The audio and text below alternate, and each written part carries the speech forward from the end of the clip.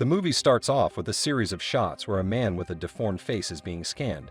The scene shifts to Edward at a movie set at the film shooting. After the shoot, the colleagues are not much excited to talk to him. Even on the subway, he is judged for his looks and doesn't fit in. Returning to his building and someone is moving in. The landlord tries to cheer him up, saying that he should be more confident in himself. Going upstairs, he finds that someone is moving next door to him. Inside, his roof is leaking and he puts a bowl to cover it up.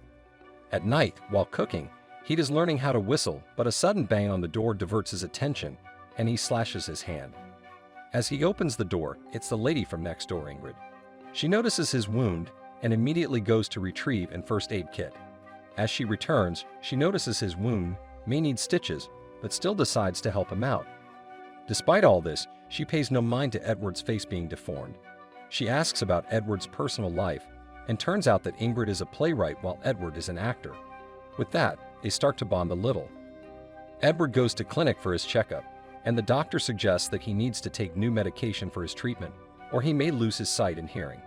Returning to his apartment, he gives Ingrid a typewriter as a housewarming gift, but is disheartened as someone else enters her apartment. Edwards then leaves and goes to an audition, where he cannot perform well and leaves. The scene shifts to the guideline video that is made for the deformed people and those around them to make them be inclusive. In that footage, Edward has a role too. Edward and Ingrid are watching it together, but when it is over, Ingrid is in a hurry to leave and Edward is left sad. Next day, the doctors are doing a seminar over the medicine and possible cure for facial deformation. Edward is the volunteer for this project and the procedure begins.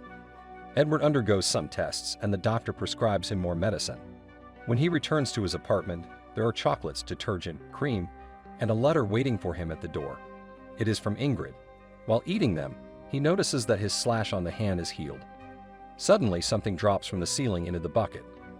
Later, he is woken up by the knocks on his door, and it is the police and doctors. It turns out that someone in the building had taken their life, and this has caused a havoc in the building. Edward watches the ambulance take the body away, assuming the person was still breathing. He goes out to eat with Ingrid and talk over what happened. Returning to his apartment, something falls from the roof, injuring him. But he notices that his skin is peeling off and falling apart. He discusses it with the doctors, and they say not to worry as it means the procedure is working.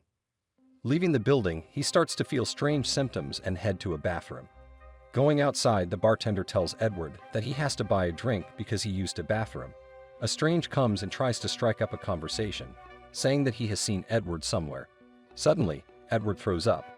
At night, he is in agony and cannot bear his pain any longer. Soon he starts to peel off his skin, and a new, recovered face comes out from within. He is surprised by this change and happy too, but he doesn't want Ingrid to find out. He tries to watch tutorial on how to whistle and can blow for the first time. He goes through dipping himself in water and finally comes out with a completely new face. He goes outside and stroll through the city streets, noticing that no one is looking at him as if he is a freak anymore. He looks into a mirror and goes inside the bar. Edward drinks up and people come in all excited. Edward gets wasted and then is interested in enjoying new things. He gets the attention of a lady and makes out with he in the bathroom. The next morning, he returns home, and as he heads to bed, the door knocks. It is the plumber who is here to fix the hole. As he leaves, another man comes in, asking if it is Edward's apartment. He tells the man that Edward is dead and has been cremated, making up a story to cover himself. But little did he know, Ingrid was listening from the other end. Time passes and Edward has become a face icon because of the events. He wakes up to a new life, gets ready and goes to his work. Everyone is treating Edward well, and as a part of their group as well, something he hadn't experienced when he was deformed. Even on the subway, people are not being creeped out.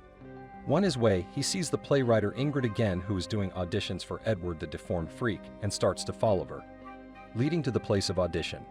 In there, he tries to give the audition to play the role of Edward, but they think he is not cut for it. He puts on the prototype mask and does an outstanding performance. Everyone is surprised at it, and Ingrid is touched and wonders how he can act exactly the way Edward did. The team visit the bar together. Edward and Ingrid gets along really well and talk about their passion. Edward still makes things up to not let her know his real identity. They bond, and then Ingrid returns to the apartment building with Edward. Taking him in a room, Edward notices the typewriter and asks Ingrid how she got it. Ingrid does not reveal that it was Edward who gave it to her. They start to dance, but someone is at the door. Taking the opportunity, Edward goes into her bedroom and finds out that she had become obsessed with facial deformation.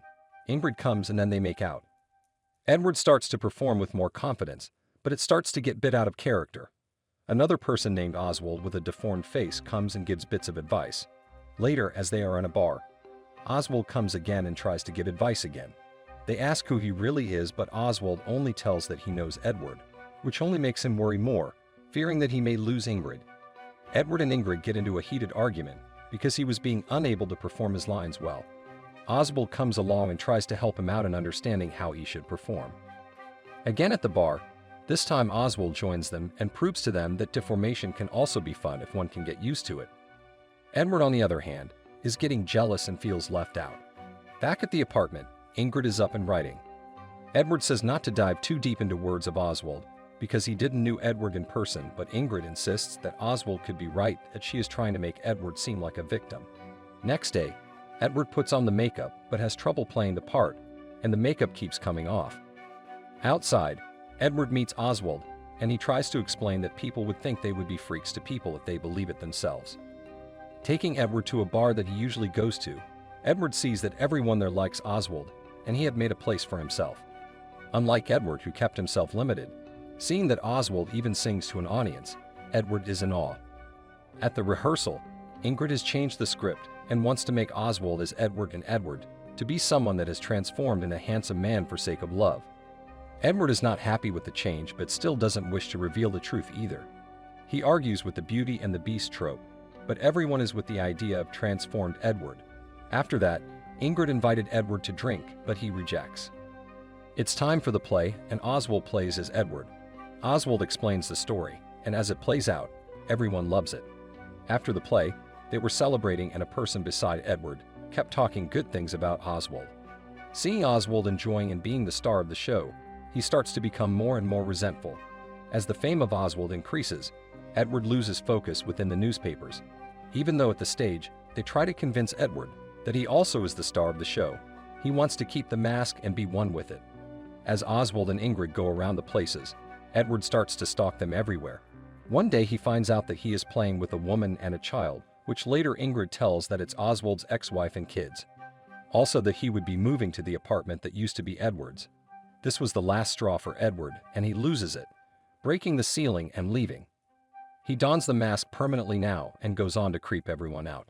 From families to his workplace, harassing the workers, and then disrupts the play as well. Even though Oswald tries to stay calm and character, Edward wants to take his life, feeling nothing but rage.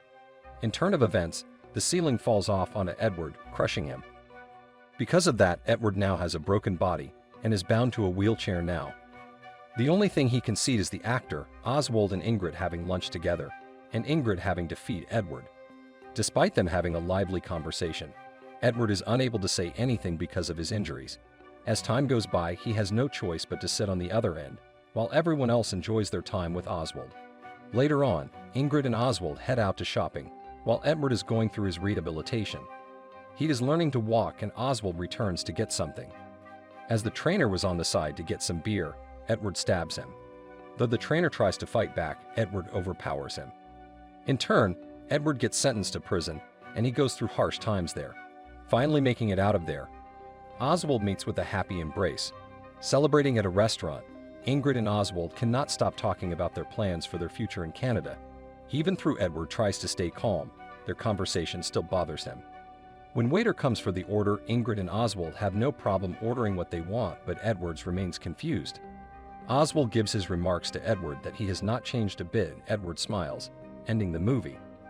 If you enjoyed the recap, make sure to like, subscribe, and hit the bell icon so you won't miss out future videos.